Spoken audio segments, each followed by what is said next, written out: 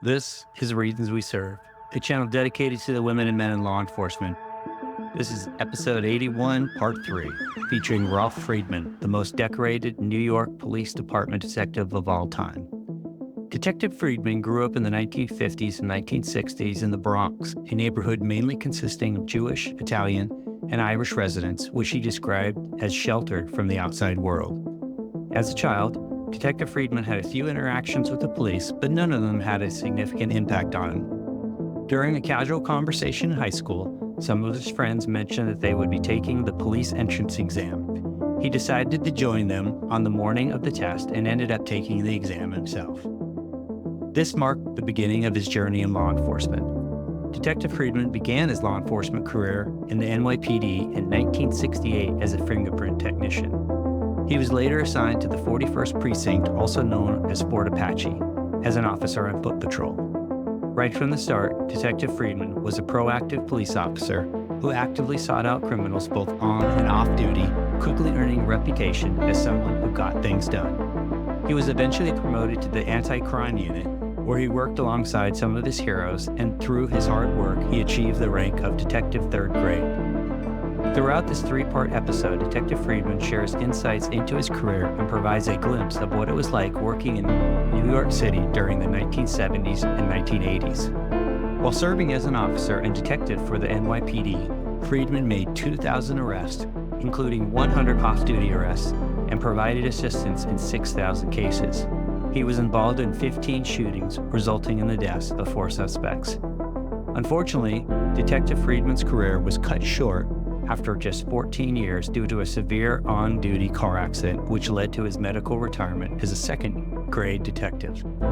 It's safe to say that Friedman accomplished more in his 14-year career than most officers do in twice that time. He served during one of New York's most challenging periods, marked by fiscal crisis, political disillusionment, an out-of-control welfare system, and escalating crime and drug use. With his unwavering determination and commitment to putting criminals behind bars, Detective Friedman stands as the most decorated detective in the history of the NYPD. Detective Friedman has been the subject of numerous articles and interviews. He is the co-author of the book Street Warrior, NYPD's Most Decorated Detective and the Era That Created Him, based on his career. There is a 2017 television series currently available on Amazon Prime called Street Justice that was also based on his career. Friedman was featured in the movie Tattoo with Bruce Dern and was the technical advisor on the Many Saints of New York.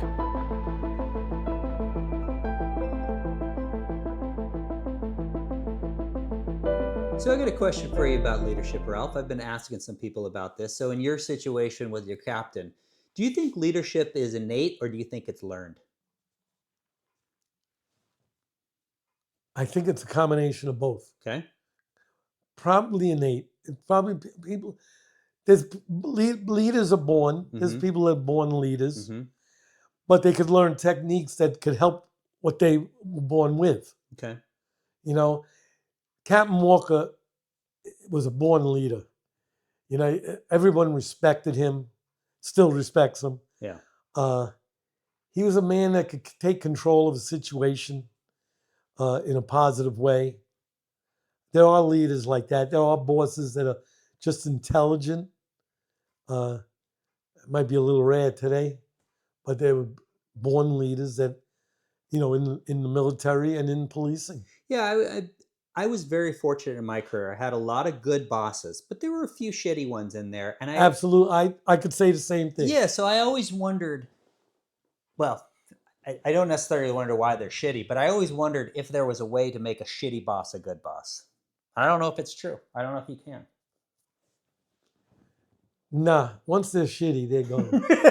They're gone. First, they lose the respect, but they do stupid things.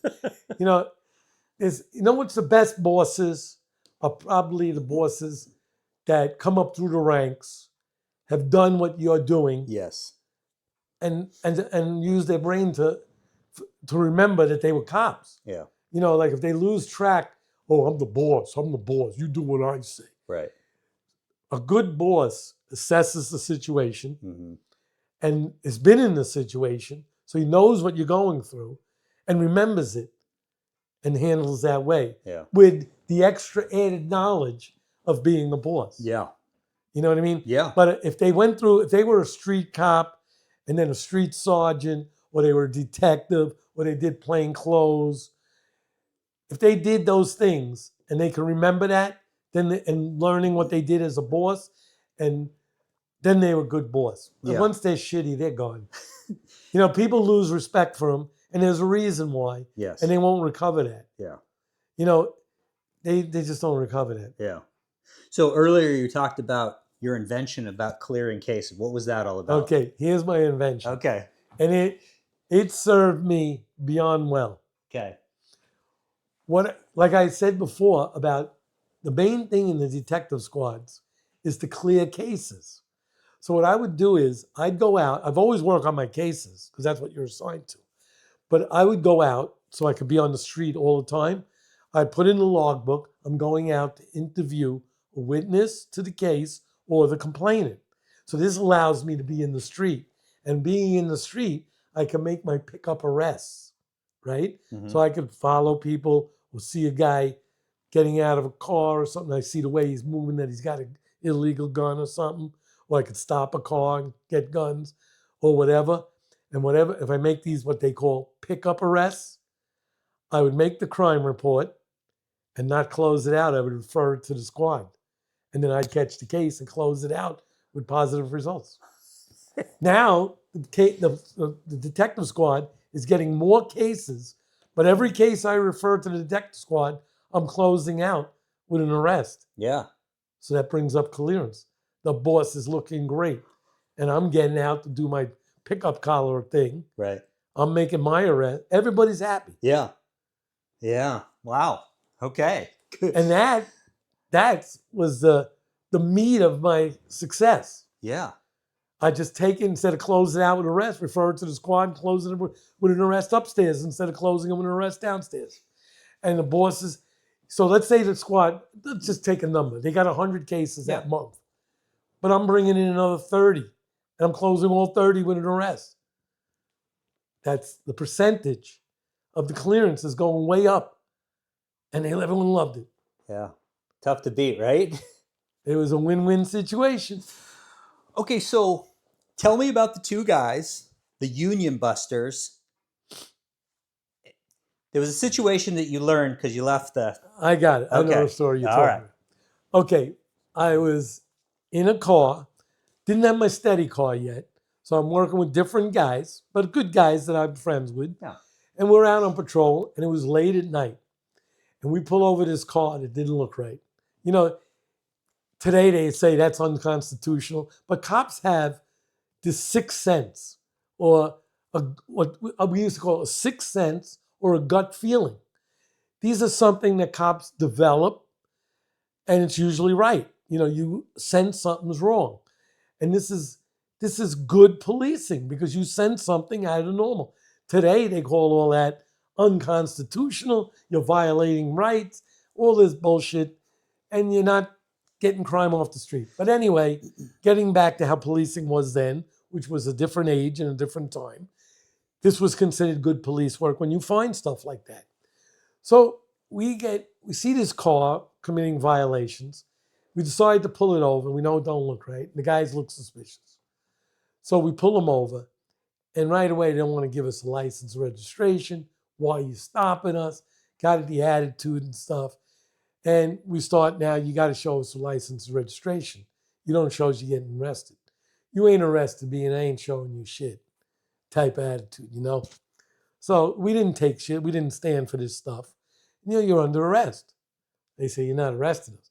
And next thing, it's what they call fisticuffs.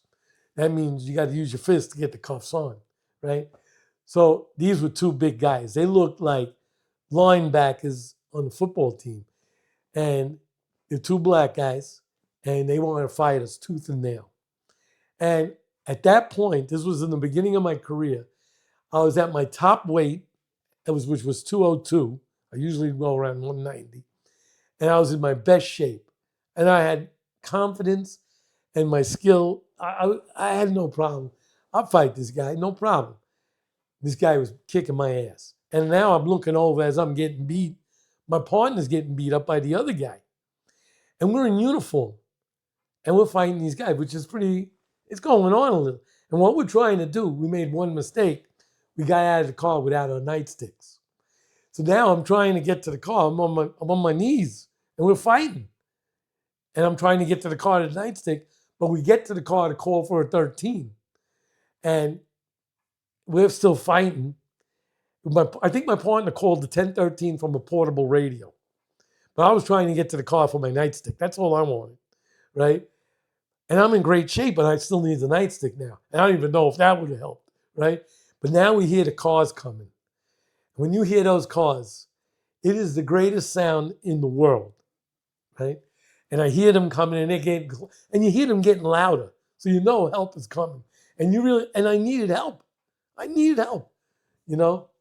And these guys, like 20 guys showed up, and when cops get to this 13, they just rush in there, and you're gonna get beat up. Whoever's not a cop in uniform, you know, they're ready to help you. You got to stop the fight, and they wanted to fight the 20 guys. And they're still fighting them. It took all of us to get these guys into cuffs. And then we processed them, and they had a record, you know, for fightings and assaults and guns and all this stuff. And then I became a detective years later. And 5 years after the incident, but now I've already become a detective, I get a call from the FBI one day, right? And they tell me, oh, do you remember these two guys and stuff from this arrest? I tell you, I really don't remember anything about it except that they hit like a mule, you know? And then they say, they filled me in. Oh, these two guys, this was a time when there weren't many blacks on the construction sites. And they were like union busters, and they would go to sites to see how many blacks are working, and they would tell the unions, you got to put in X amount of black guys working also. These were the muscle for that kind of union busters. And they were real bad guys. They were like goons that worked for helping blacks get into construction. It was a good cause, but handled the wrong way. You know what I mean? And they were the goons. They were the muscle for them. Yeah, but I think that the whole story is interesting, but I think the follow-up interesting thing was what happened once they were following them for other... the feds were following them for other crimes they were doing. Yeah, but I'm talking about once they got back to the precinct, what happened to them? They got taken care of. Yeah, you know, there was street justice used. Yeah, but it was interesting. They were tough guys. Yeah, they were tough guys. They wanted to fight 20 young cops. But it was interesting because then you talk about when they go to court the next day, and they don't look so good, and the judge asks them, and they don't say a word. No, they didn't. That was just kind of the way it was back then. They were tough. I could tell you a guy who took a real beating and never made a complaint on this. This was a tough guy. This was probably one of the toughest guys I've ever ran into. I was building a case against a guy for a burglary of his girlfriend. They broke up. He burglarized her apartment. He even took her furniture. Took everything, right? But I didn't have the case. I didn't know where the furniture was. I didn't have all the facts down enough to make an arrest. But I went up to interview him. And he was a real wise guy. They owned a cement company. So you get the picture, right? And the son was there. And the son, he was much younger. And the son's going, listen, you ain't talking to my father. You ain't doing nothing. You ain't never taken him. And I was working. My partner was on vacation. My partner was Timmy Kennedy. And he was on vacation. I didn't have a case yet. And I was working with another detective. And this guy just gave us a hard time. So time went by. We left. And I built my case where I knew I could arrest him. And my partner came back, Timmy, right? I told Timmy, I said, we're going up there. We're going to lock this guy. I know the son's going to fight us. I said, listen, this guy's a cop fighter. Had the whole attitude. We're going to have to take him down, right? So Timmy never had no problem with that, you know. So we decide we're going to go up there, and we're going to it was in not the summer, so it was like cool. We're wearing long sleeves and stuff. So we had I think we had like coats on. But we put our nightsticks up our sleeve. You couldn't see them. So we get up there, and he was in a building. So we called for a uniform two uniforms. They call for a uniform car. So 2 cops show up. And we tell them, listen, we're taking this guy into custody, but we know his son's going to fight us. We don't want you to get involved. You don't have to get involved. We want you to just stand on each side of the hall. It's like a long hallways in the building. And there were steps going down both sides. See, just stand there so no other civilians get involved. That's all we want you to do, right? So we all 4 go upstairs. They get in position. And we go up to the guy, knock on the door. The guy comes to the door. He said, my father ain't home. You know, I said, listen, he's got to get arrested. We could do it the easy way or the hard way. He says, my father ain't. Meanwhile, we see the father standing there. So we say, he's got to be arrested. He says, you ain't taking my father. You got to go through me. I said, listen, he's going. He says, no, he ain't. So we start walking. He starts throwing punches, right? Nightsticks come out. They just slide down. Timmy got one, I got one, and we go to work on this guy. His father, meanwhile, has a heart attack. And this guy's fighting us. He falls down the fall. We didn't touch him. Right? He falls down. And we tune this guy up. We had to really do a number on him because he was a strong guy. And fighting, he wouldn't stop. So we put him down, cuff him. Yeah. And the uniforms, there's blood everywhere. It's dripping off the walls, right? And we cuff him, we take him, and we bring the father, an ambulance comes, they call an ambulance. They rush back to the precinct after the thing, and they say, oh God, thank God Timmy and Ralph are on our side. Meanwhile, the guy goes to the hospital. He has a heart attack, but he's under arrest, so a cop has to stay with him. And we take back the kid, and he's sitting there. When I say kid, he was probably 30. So, and he's sitting there, right? And we're processing him, and he's bleeding everywhere, right? But he doesn't ask for an ambulance or nothing, right? And now the boss comes out, right? The boss goes, he looks around the scene. He goes, what's that?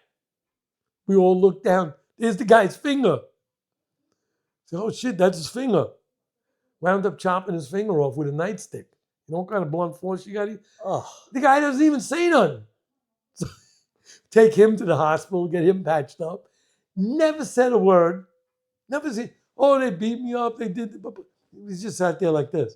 Took off like the top part of his finger. Wow. He never gave us a complaint. He took that beating like nothing. Nothing. Then you get other guys in the street and you sneeze while you're making a run and they want to charge you with germ warfare. You know, they make a million complaints on you. You know? But I'm just telling you, some of the tough guys that I ran into. Just a different time, right? Oh, man. I mean, they were crybabies too, but you have cop fighters. Yeah. We had a guy once that was a known cop fighter in our area, right? A known cop fighter. And, well, I'm not going to tell you how the whole thing went down because I wasn't privy to the whole thing. But we got a call, and he was a known fighter. He was a ranked fighter. And he was fighting some cop. All I know is we got there, and then there was a lot of fighting going on, and his hand got broken in a lot of places. Never fought again. Wow. But he hadn't taught his lesson. But there were guys that were known. But these guys knew they were going to pay the price. Yeah. Not like today. Right. Now they want to fight you. They want to hit you, spit on you, throw bottles at you, and you can't touch them. And they still sue you and make complaints and collect money. Yeah. You know, it's a different age out there. Well, and talk about, I didn't even realize this until I was listening to one of your other interviews. Tell me about what happened during de Blasio's age where they're... Oh, de Blasio... But he was the big downfall. You know, he was there 8 years. Mm-hmm. And he really brought down the police department and the quality of life. And, you know, when you bring down the police, you're not just, you know, the police are there to protect the citizenry. Yeah. He's hurting New Yorkers, the decent people that live in these ghetto precincts that the police are protecting. When you hurt the police, you're hurting the citizens. Yeah. And the police are there to help them. You know, and de Blasio just, you know, he handcuffed them, he blindfolded them, he shackled them. They changed laws. Now, they did one law. It's called the diaphragm law. Now, I don't know if you're familiar with it. I don't know if our listeners are familiar with it. But they've put in this law where you probably grew out of the George Floyd thing, that you can't restrict anywhere on a person's body the airflow or blood flow. So that, I mean, chokeholds, but you can't. These are people that never were in a fight in their life, who had any connection. Because if you're fighting for your life, and you can't choke a guy or grab him by the neck or his diaphragm or a bear hug, anywhere with airflow and blood flow, how can you fight? You need 4 or 5 guys to subdue a guy to grab each arm and each leg. Yeah. That's why you see so many cops respond to a scene. Yeah. You need 4 or 5 guys to subdue each limb. It's so ridiculous. Anyone connected with promoting the law and passing the law was never, ever in a fight. It makes no sense, but they want to charge police that you could be arrested if you're fighting for your life and you grab a guy around the neck. If no one could explain how it makes sense. But the laws today are for the perpetrators, not for victims. This is where I have a problem. People are looking out more for the bad guy than the victims. It makes no sense. When we were on the job and we would get addressed when I was a rookie or you're turning out in uniform, you'd be addressed by a superior officer or commanding officer, and they would have politicians come in and they would address you and say, officers, go out there and take bad guys off the street. That was your job. Today, it's the opposite. But you were telling me that the $1,200 settlement. Well, de Blasio set up a thing. It was in the papers, small. It was a small article. Didn't catch on to the public, but he created a job of being arrested. Anyone who was arrested and said police used unnecessary force was automatically getting settlement checks immediately for $1,200. He created a job for them. It was so out of hand, so out of whack. Just absolutely insane. They would say, "Oh, a cop slapped me. A cop cursed me. Oh, he cuffed me too tight." Yeah, crazy. It was absolutely not. They were getting cut checks. It was promoting a job. Okay, Ralph, tell me the gangbang story. There was a lot of them. The one with the girl gets kidnapped, boyfriend comes in. Okay. We were out on patrol. And I was working with an officer, Cal Unger, who later got shot very seriously, which I had to kill the perpetrator in that one. He shot my partner 7 times, and I had to shoot him at point blank range and kill him. And we shot it out at 3 feet apart. But I was working with Cal before that incident, obviously. And we were in plain clothes, anti-crime in the 41st. And we were approached while we were driving by this guy who we knew be a minor drug dealer. And he was also sometimes our CI, which is a confidential informer. And he told us about a gang kidnapping his wife. And we knew his wife too. She was a prostitute on the street where we ran into the gang. So the gang kidnapped her. And there were a lot of gangs in our area. Multiple gangs. Young Lords, Savage Skulls, Nomads, they're just all these street gangs. And if I remember correctly, but don't quote me, it's probably the Young Lords or the Savage Skulls. So anyway, we figured out, we knew where one of their headquarters was that wasn't too far from where he told us she was kidnapped. So me and Cal go there, and we're working our way in. It was an abandoned building in a basement. So we go in cautiously, and we hear a ruckus going on, right? And we go in quietly. And we got our nightsticks with us, right? And we come across, there had to be, I would say like at least 20, 30 guys there. And in the middle of the circle, guys are raping her. But the other guys are standing around her, masturbating on her too. She was covered in sperm. At this point, we call for backup, and we just start wading into this crowd to get them off her. And we start wading in just with our nightsticks, cracking heads, and guys are running in all different directions. We were able to apprehend 4 of them because we hit them hard enough where they went down, and we were able to cuff them and get them. And the others were dispersing all over, and they got away. And to describe what she looked like was, there was so much sperm on her that when they got her in the ambulance and they got her to the hospital, they had to like hose it down before they even brought her in. It was it was something horrendous out of a science fiction or something, like The Blob or something. It was, you can't make up a story like this. You couldn't fathom what it looked like. Like if you have 30 guys masturbating on a girl and guys raping her. But it was horrendous. And that gets back to what we were talking about in the beginning, where people have no idea. Clue. No idea. What officers, law enforcement, anywhere in the country see the underbelly of humanity. I mean, it's just these people wouldn't be able to sleep in their beds. Yeah. But because police, men and women going out and doing their job, Yep. that they don't respect now. Well, most people do respect. I'm not going to say most people respect the police. It's the very vocal minority that speaks out. It's that the squeaky wheel gets the oil. Yeah. So they're not going to listen to the people that are all sleeping in bed and the home safe. It's that small minority that goes out and bitches and complains and protests and riots. They get the media attention, you know, and they're the ones that disrespect the police, and they're not protesters. You know, if you want to protest something, that's good. That's what we were built on. But they always cross the line into rioting, Right. and that's a crime. Right. You know, you don't deface things. You don't burn stores, burn cars, overturn cars, assault people. That's not protesting. Right. That's rioting. Yeah. You know. Okay, tell me about the mugging where he sends you to get the guy that mugged him. Which one is this? Okay, this is the one where the guy comes in, complains that he was mugged, and then... Oh, okay. Well, he didn't come in. He stopped us on the street, too. Okay. So we meet this guy, and he tells us he gets robbed. And he's going through the story. You know, guy had a gun, and he forcibly took my money.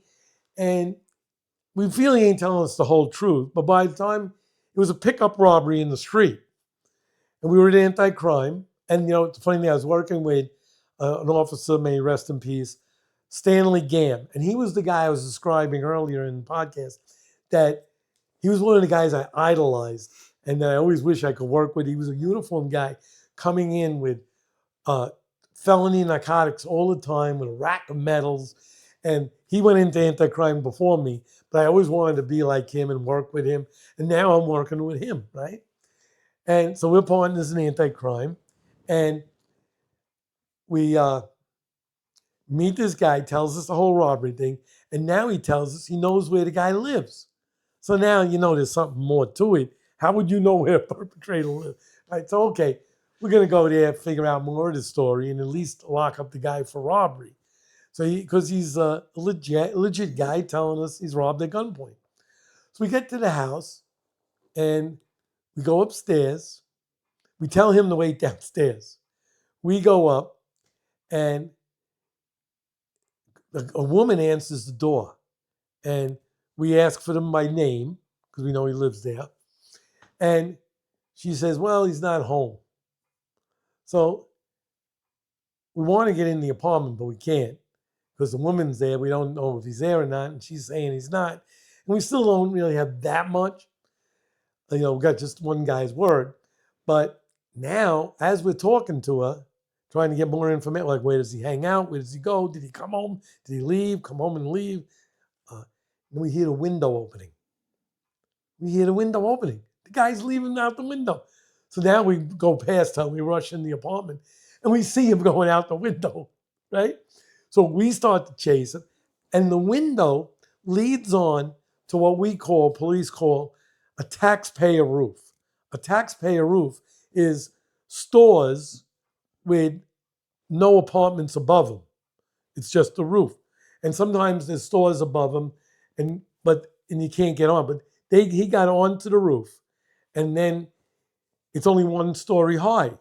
So he goes onto that roof through the fire escape, and we go out the fire. Now we're on the roof, and he jumps off the roof. And I say it's a taxpayer roof and show you it's 1 story because it's only maybe 20 feet high. He could jump and land on the street without killing himself. So he jumps off the roof. Now we're on the roof. We get to the edge of the roof and we see him. And he turns around and fires a gun at us, right? So we each fire a shot and we kill him right there, right? So now this is a South Bronx. So the evidence, we come back, we're not going to jump off the roof. We're not that nuts, and we got the perpetrator down. He ain't moving. So we run back out the apartment and run down the stairs, get back to the street, and he's still there. He's dead, but the gun is gone, right? Now, this creates a little problem. So now police respond, bosses, and emergency service, and we describe what we saw of the gun in just that flash, and we got the complainant saying he got robbed and he saw the guy with the gun, and he describes the gun. And here's the ironic thing, and this happened to me another time, not when we shot someone, but when we were looking for a gun. They find like 7 or 8 guns, but it ain't the gun. And we say that ain't the gun. We could have just said that's the gun. Yeah. Right? So we don't find the gun, but they're finding other guns hidden in like a car wheel well, in a mailbox, in a sewer, in a wall. You know, when ESU, emergency service comes, or a crime scene, they find things all around. But we're saying that ain't the gun. We're being legit about it, right? We could have said that's the gun. Yeah. But they don't find the gun. So now we do a search of his apartment. And in the nightstand, we find bullets that match the gun that we said we saw and that the complainant says. So we got, pieces are coming together. Now we go through his closet and we find a photo book. There was no computers or, Facebook or anything. We find a regular photo album with the pictures in it. And here he is posing with the gun. Like idiots do now on Facebook. Yeah. They rob a store and then they go, hey, look at the money and here's the gun. So now we got him with the gun. We got the picture of him. We got his wife saying it's his gun, his bullets in the nightstand. And we got the complainant test. So it all pieced together. Yeah. That was justified. He fired on us. We fired on him. He's dead. And we later find out, just to throw in on the story, that the robbery wasn't like an unknown robbery. He knew where the guy lived, right? The guy was married to that woman, but he had a gay affair going with the guy. Oh. And there was some friction there. Yeah. And he pulled the gun on him, threatened him. And it wasn't a stranger on stranger robbery. Yeah. And that's how he knew where the guy lived. Right. But maybe the guy threatened to tell the guy's wife. Or something, who knows? Yeah. But that was the backstory, that it was a gay relationship. A married guy was in a gay relationship. A gun got involved and a life was lost. Yeah. Wow. Okay, so Ralph, this was one of the craziest stories that I read in your book, which was the Lucy story. Okay, we're going to start this story from the beginning. Yeah, for sure. It has a little time to it. So what happened was we picked up what's called a purse snatching, me and my partner. I was partners with Roger Cortez. It was in the beginning of my detective career. And I was with my first detective partner, Roger Cortez. And we made a purse snatch arrest, which is close to a robbery, but it's not. It's more like a grand larceny. There was no force. He just grabs the purse and runs away. And we caught the guy on the street, and we got the purse back, and we arrested the guy. And it was at the end of our shift. So we came in with the guy, and my partner, we decide I'm taking the arrest, and my partner goes home because the shift was over. So I'm processing the arrest. And while I'm processing the arrest, a CI of mine comes in. And CI, to say again, if anyone missed it, is a confidential informer. And he was a good informer, gave me a lot of information, right? So he tells me there's a bad guy in the neighborhood selling a gun. And that he sells guns and he's got one for sale now and he wants to sell it to him. And he told him he'll be back with the money. And he came in and told me, right? So I tell my boss what I got. I said, hey, listen, I got a CI here, one of my good CIs. He's got a gun deal going down, but my partner went home and I got a prisoner here. So we leave the prisoner in the cage, and the boss says, I'll be your partner, and we'll handle this. Okay, so he lays it out that he's supposed to meet the guy soon. We got a time, and he's supposed to meet him on a rooftop. So we give him the money. We say, we're going to go down the street. We know the block, the neighborhood. We're going to go down the street, and we're going to go up on a roof, and we'll be able to visually see you. But all the roofs are connected. There's like a parapet between them that you could jump over, but it's about 2 feet high that just separates the buildings. And we're about 5 buildings down. So we go up and we could see the guy. We send him in the building. He goes up and meets with the gun dealer, right? And we got them under observation. And right away, 2 things are out of whack. Now, the plan was for him to buy the gun and have it in his possession. Even though he's no pillar of society, we rather have the gun in his hand than the bad guy's hand, right? Yeah. So that was the plan. And 2 things are going sideways already. First, he gets up there and we notice there's 2 perpetrators. There's 2 guys he's meeting with, not 1. That's number 1. Second, it's not a handgun. He's got a hunting rifle, which we later find out was stolen just hours earlier in a burglary in a precinct adjacent to ours, right? So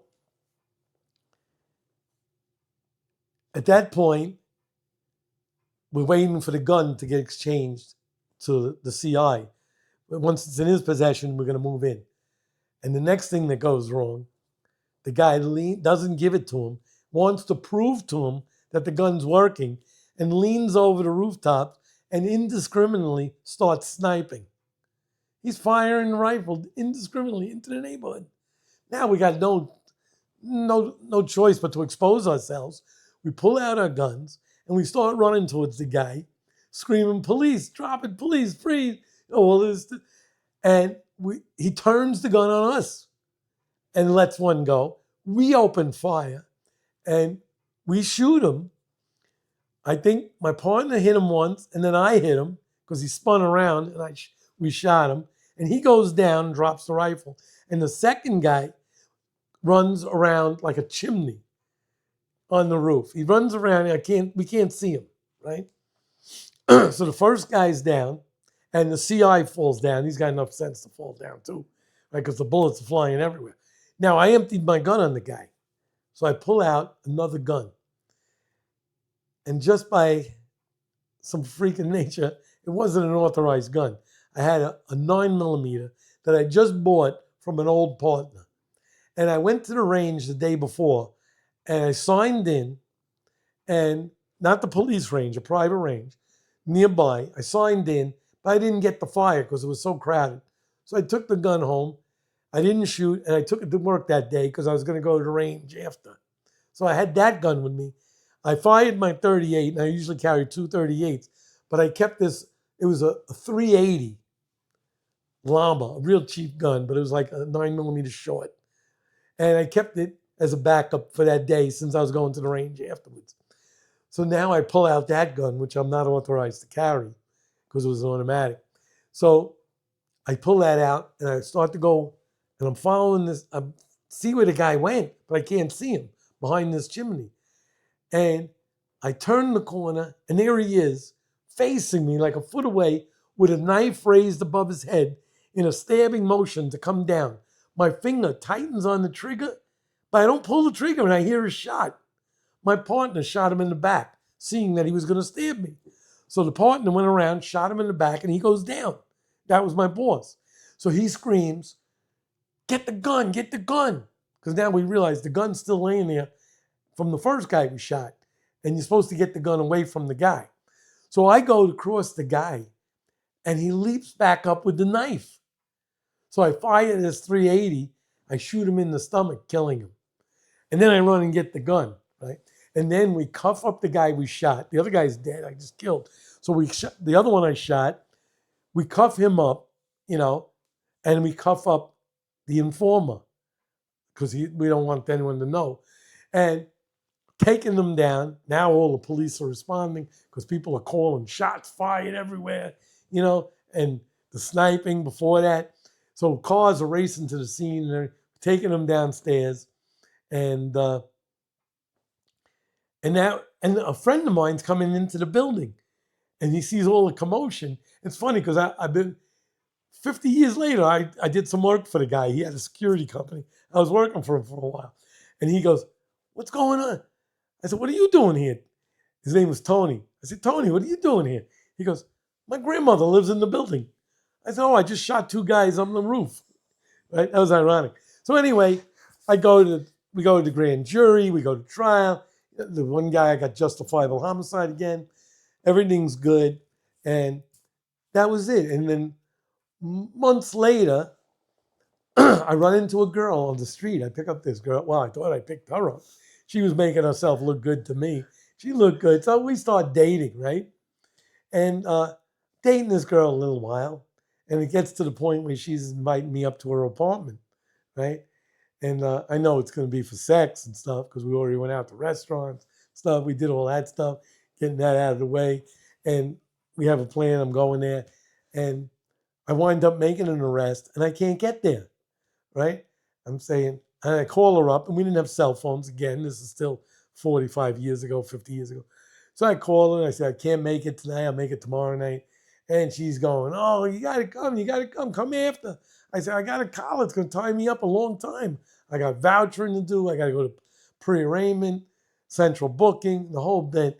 And she's like, getting an attitude, like, you know? Anyway, I leave the precinct. She can't reach me. I don't see her that night. And next day, I was going to go over there. And meanwhile, I'm out on patrol because I had to go to court. And we get a 10-2 forthwith again. And those are never good, right? From the prior stories. They're never good. So we go in.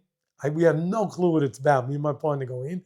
And we see 2 suits sitting in the boss's office. So we figure right away, this must be IAD. What do we do now? So they come up, and the boss comes right to the foot of the doorway. He tells my partner, "Go back out on patrol. Just want Ralph in here." So I go in there, 2 suits there. They identify themselves as a detective and a lieutenant from the intelligence division. I go, "Man, intelligence? That shouldn't have anything to do with me." So the guy goes, "Are you dating Lucy?" I go, "I said, yeah." My head's spinning. How could they know a girl I'm dating? They said, "You had a date with her last night?" I said, "Yeah." My head's spinning because I have no idea how they know this, why they would want to know it, how they know it. They said, "Well, we have a CI that told us there were 2 or 3 guys in her closet in the bedroom, and when you got in there, they were going to kill you. You were going to be executed." I'm saying, "What are you talking about?" Right? They said, "You killed her brother 8 months ago, or 6 or 8 months ago, whatever it was. I was dating his stepsister, and she wanted me dead." Could you believe that? What are the chances of that, Ralph? Well, she set it up. And it was just absolutely nuts. And then she tried to reach me again after that. I never answered. They couldn't lock her up, or they didn't want to, but they couldn't. But I'll tell you why. When you have a CI, they're rated by how good they are. How good they are. If they give you 10 pieces of information, and 8, 9, or 10 of them are good, they're really a good CI. You know their stuff is good. If they give you 10 pieces of information, 3 are good, they're so-so. You're not going to put your life on it. But they said this guy was a 10 out of 10 CI. Anything he tells us is good. So first of all, you don't want to blow the guy's cover. Yeah. And number 2, there's nothing recorded. This went down too fast. And nothing was recorded, so there's no evidence. It would be a he said, she said, and be thrown out. So it wasn't prosecutable, Yeah. So there was no sense in blowing a CI. Yeah. They told me just stay away from her, and that's it. And that's how it went down. So But you can imagine that that was a divine intervention. Yeah, and so we talked a little bit about this before we started recording, which is, how do you, as a police officer, you're always a little suspicious of people anyway. Yeah, but this was when a female No, was I a know. little different. And I this was know. it's not like I gave up sex with a girl I was dating. That's okay. But strange, you usually never pass up. And it was just divine intervention. That I missed a piece of strange, but I just thought I'd get it the next day. But man, it was I know, crazy. but psychologically, did that mess with you a little bit? I mean, it's like you didn't really see that one coming. I didn't see that one coming. Yeah. I see violence in advance because I Yeah. plan. Mhm. Like this is, I think what's his name? I think it might have been Oliver North. Might have said. I think it was him. Said, listen, be friendly to everybody, but have a plan to kill everybody in the room Mhm. if you have to. But this, I didn't have a plan for this. This was, Yeah. it's a relationship. I didn't think that was going to go south. You know what I mean? Yeah. Yeah. Okay, so Ralph, you've had an absolutely incredible career. You've got awards. It is unfathomable the things that you've done up until this point. And I can only imagine if you would have gotten to go another 20 years. Yeah, if I would have went past the 14 years. Crazy, right? There was no stopping. I don't know. The sky was the limit. But I'll tell you this. Okay.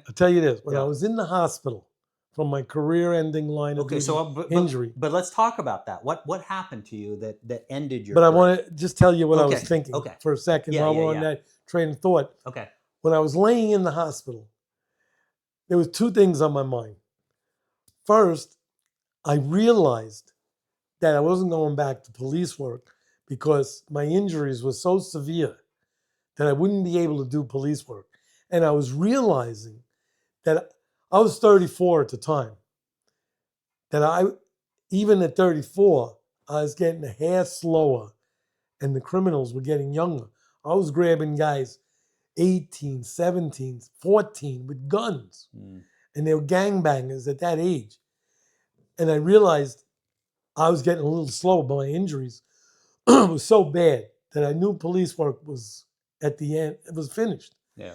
And all I wanted to concentrate on was getting back to where I was. And I knew that was going to be my full-time job. Mm-hmm.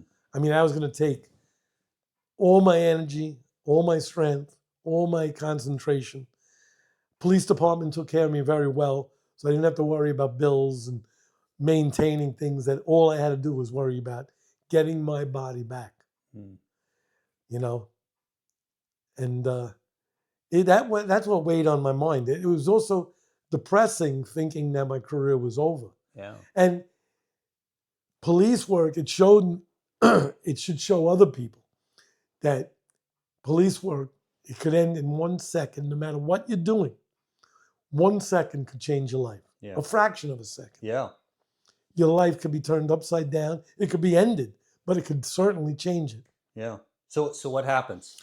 Well, what happened was I just got back from a motorcycle trip, and I was still vibrating. I went to Virginia Beach and back, and then I went to work, and I was with my partner, my regular partner, Timmy Kennedy. But I did like 90% of the driving. But since I was still vibrating, I let him drive. Not that it was his fault. We don't know whose fault it was to this day. Yeah. And it was like 41 years ago. And we were driving around, looking for stuff. And we get a call of a 1013, which, to reiterate, is a cop calling for help. And it was what we call a real 1013. Now, a real 1013 is the cop calling for help. Not that other 13s aren't for real if it comes in through the 911 system, but sometimes fake ones come in, right? But this was a real one, a cop calling for help himself. So obviously we're responding, and we're flying. We were in an unmarked car. We put a bubble light on the roof, which is magnetic. So we have a light and a built-in siren. So we're flying, and we're driving west until we know we're getting to a certain street, and we're going to make a left-hand turn to go south. Now, uniforms are responding from all over, and a uniform car with a seasoned female in it, but a rookie driving. And they were in the north end, and they were heading south. And they were flying. And before we could make that left-hand turn to go south, they T-boned me right into my side. They came right into the door, never touching the brakes. There was zero rubber because you need 30 feet at this time, in this time of policing, you needed 30 feet of rubber for the highway units and accident investigation squad to tell how fast the car was going. They had no rubber. So they didn't touch the brakes. They totally went into my hip through the car door, probably at a speed of 70 or 75 miles an hour. And I didn't see it coming. I didn't feel it. I thought I was knocked out.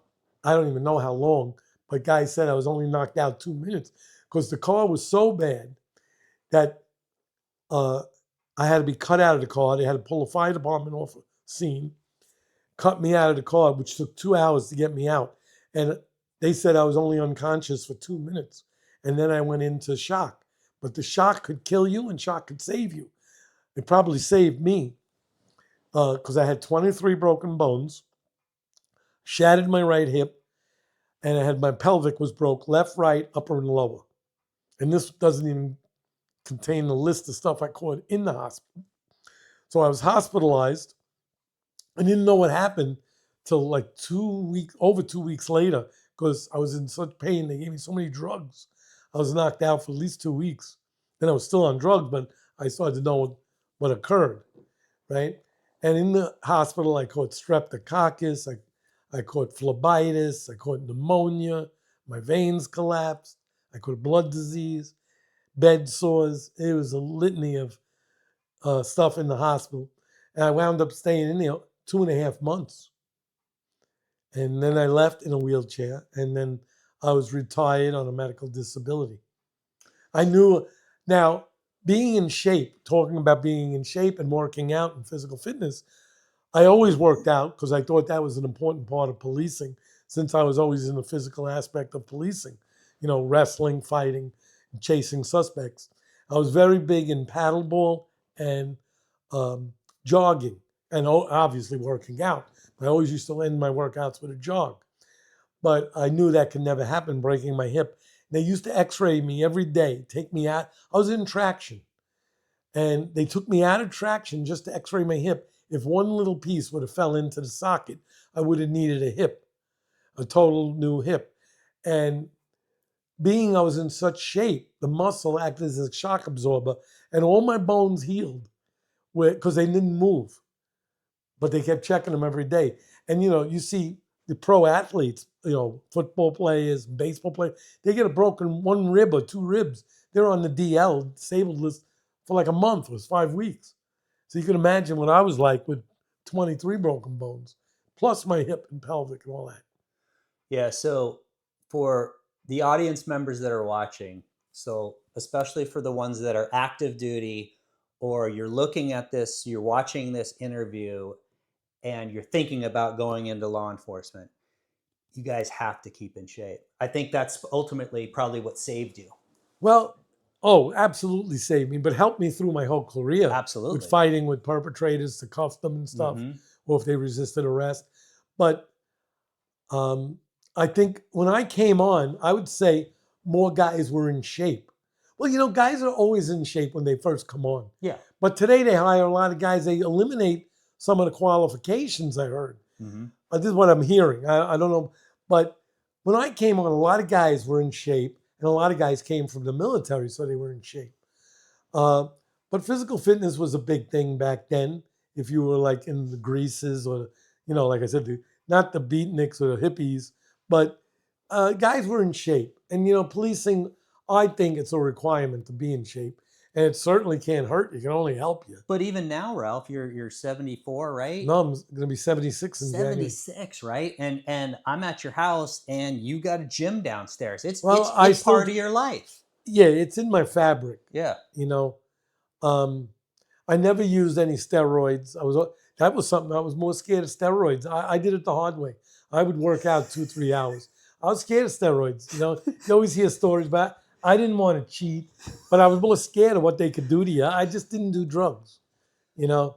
But it was a fabric of my life in which I don't lift anything like I used to. Yeah. I mean, I don't bench press or I can't curl like I used to, but I stay in shape. I think I think it's safe for me to say, not that I'm bragging, but I'm probably in better shape than most guys my age. Well, for those of you who are watching this, there's obviously photos that I'm showing of Ralph back in the day, and I tell you what, when I saw pictures of you at 70, I thought, holy crap, you're in great shape. But I saw pictures of you in your 30s and 20s, and I'm like, I would never want to mess with you. That's how big you were. I was in very good shape. Yeah. You know, but I made it my business to stay in shape. Yeah. I thought it was part of my job. I thought it was part of my lifestyle. It's something that I kept up. I still don't eat cookies. I never had candy, cookies. I never drank soda, tea, coffee. I still never do that stuff. Wow. You know, I just didn't develop taste for it. I don't do alcohol, smoking, never. It's not that I even quit those things. Yeah. I started at an early age, never developed taste buds for it. Mm-hmm. And that was it. I drank milk and now orange juice, protein drinks, iced tea, no liquor, no wine. No. So a couple questions, and then I have some other stuff that I want to ask you about. But these are kind of the last two questions that I always ask, and I find it very interesting talking to you about this. So one of the questions I always talk about is, or I always ask is, how did law enforcement affect your family? But you went through your entire career, you were essentially married to the job. You never had, for lack of a better term, serious girlfriends, stuff like that. You had a whole bunch of girls that you were dating at the time. Well, I did live over the years. I lived with a girl. Okay. I was always opposed to marriage. Okay. Even though I got married 2 years ago. Okay. But I got married to the girl I'm living with 40 years. Yeah. 39 years, now we're 2 years married. But I always lived with girls. But I wasn't really a family type guy. I still never had kids. Mm-hmm. I didn't go to family functions. You know, I missed all that because I was really into my job. Yeah. I mean, some people might say it's a bad thing. I didn't think it was bad. I was earning a living. I was doing what I like. I enjoyed it. I loved my job. I miss it today, even though I know it changed. Yeah. But I guess I wasn't someone you considered a close family person. Yeah, but not even today. I'm not. Yeah, but at least. So tell this is. I think it's a funny story. So you're in the hospital. Oh, I know where you're going. Yeah. Okay. Well, at the time of my accident, I wasn't living with a girl. I lived with 2 or 3 other girls before that for substantial years.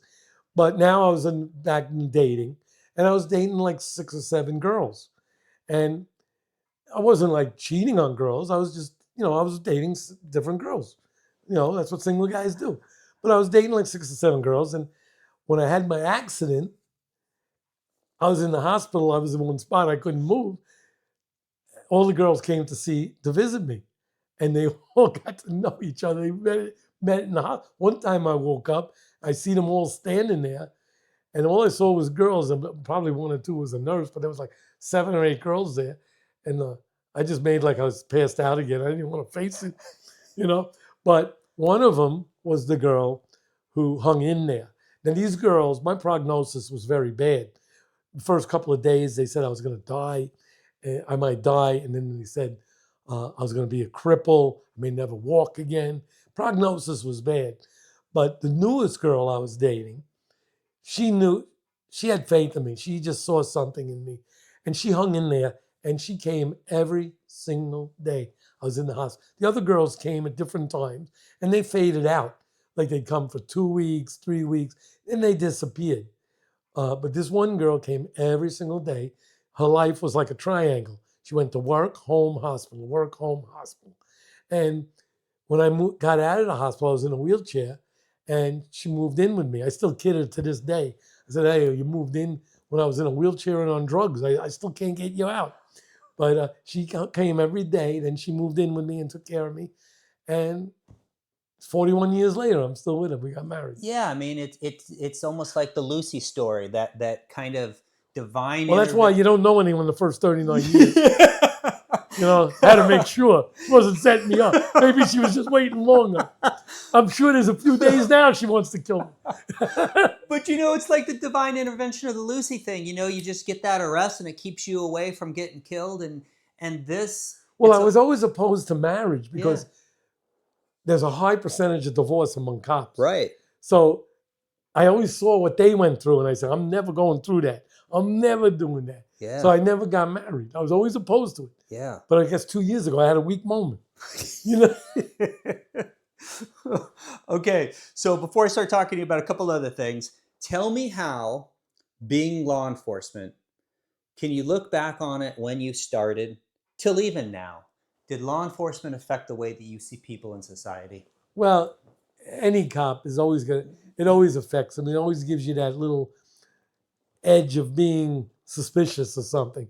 And you're always I would say 99, most cops are observant about their surroundings. They'll be sitting, certain habits you develop. When I go to movies, I got to sit in the last row. Yeah. I don't want no one behind me. If I'm in a restaurant, this is common stuff. I got to sit where I can see the door. Mm-hmm. I don't want people behind me.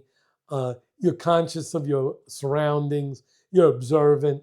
Those are most cops' traits, and you don't let your guard down. Just give you an example of something just recently. I was at a dinner with a bunch of people, neighbors and stuff, and one of the guys was talking about investing in a company, and he's a very smart guy, and he has money, and he's an older guy. And the first thing that comes to my mind, because he says he's working on he was in the medical field and new technology and stuff, and what they could do. And first thing that comes to my mind is, there's some young guys that might know some stuff, but they might be trying to take advantage of you and scam you out of your money. Is that I don't think of, wow, that's a great invention. I'm thinking the other side of the coin. Maybe they're trying to scam this guy because he's an older guy and they know he got money, and maybe they could play on the field he's in and scam him. Yeah. But this is how cops think, Yeah. It's sort of bad to think of that. You always think of the negative, but it's the negative you got to think of, because then you can become a victim. Yeah. It's just an ingrained trait that you see so many other people taking advantage and being victims, that you don't want to be a victim yourself, and with your friends and family, you don't want them to be a victim. Yeah. And you tell people, be careful, be cautious. Yeah. So Ralph, since you retired, I've obviously taken a tour around your house. You've done a lot of interesting things. I want you to talk about the Laura Dern thing, because I'm going to include the little clip, the YouTube clip in there, and I'm going to show the photo of there. But just talk in general about what you've been doing since you were basically retired. Well, I've actually, when I look back at it, I've done a lot of things. Yeah. I did a little bouncing work in bars. Okay. Then I started working out in a gym in Manhattan for a while. I wanted to change it up. So I said, let me go down to Manhattan for a while working at a gym.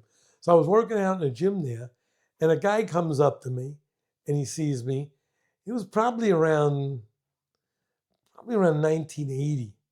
And he says to me, "Oh, are you an actor?" I said, "No. Why?"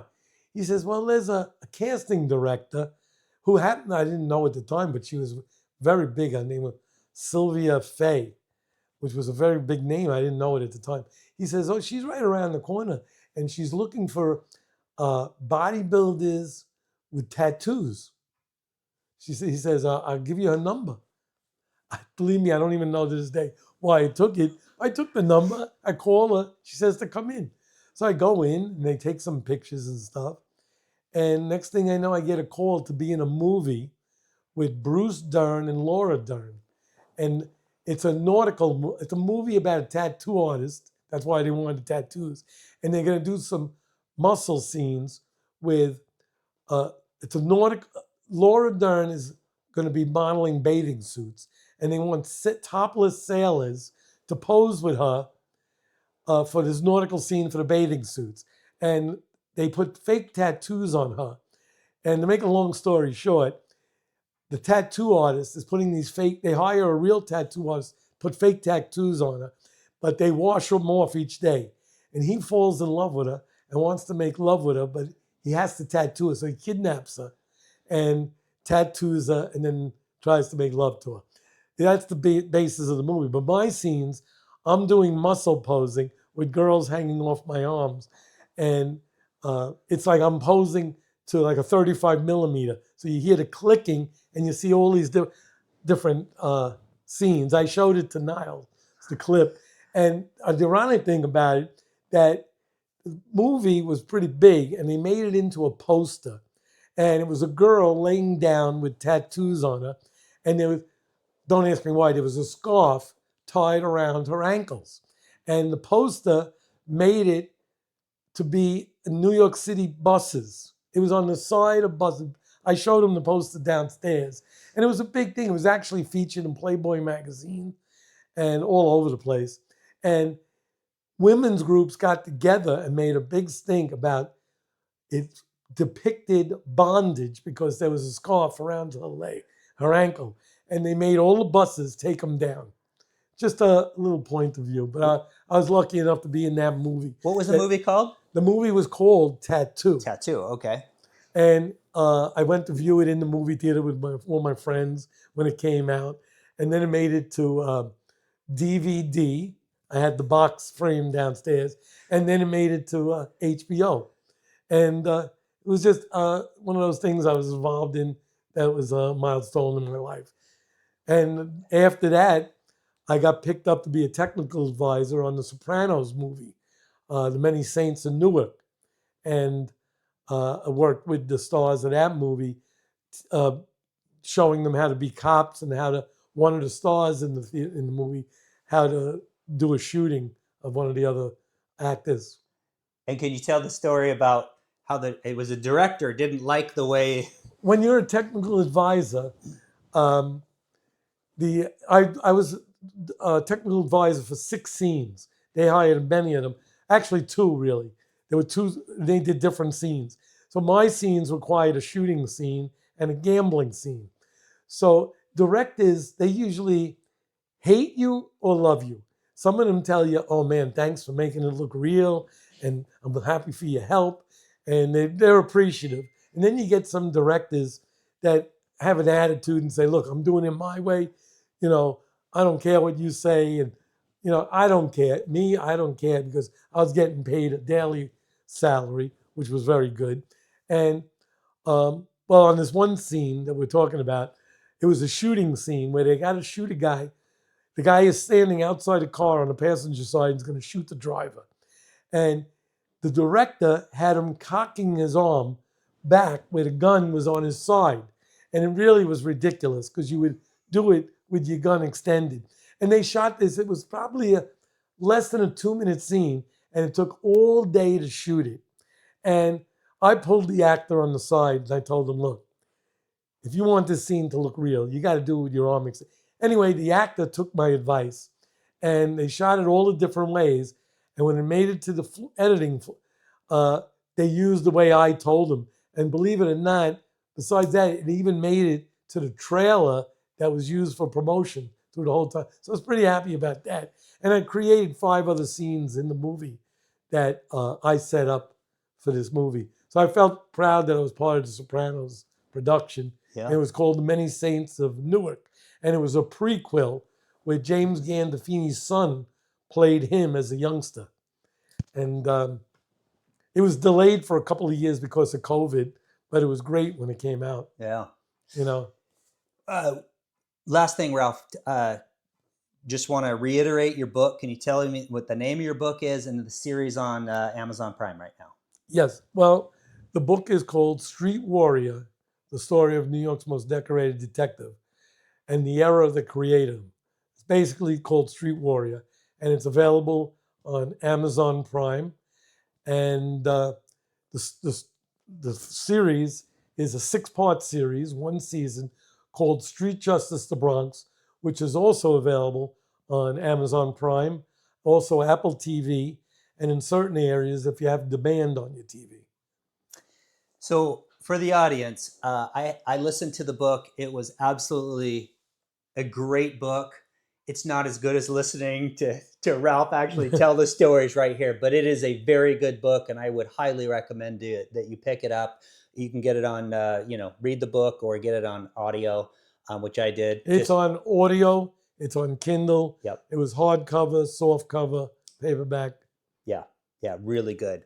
Well, Ralph, I knew this was going to be good before we started. It turned out to be awesome. I just can't tell you enough how honored I am to talk to you. Thank you for having me on your show. I appreciate that. I enjoy telling my stories, and I hope your listeners enjoy listening to them. Thanks, Ralph. Appreciate it. Thank you, Niles.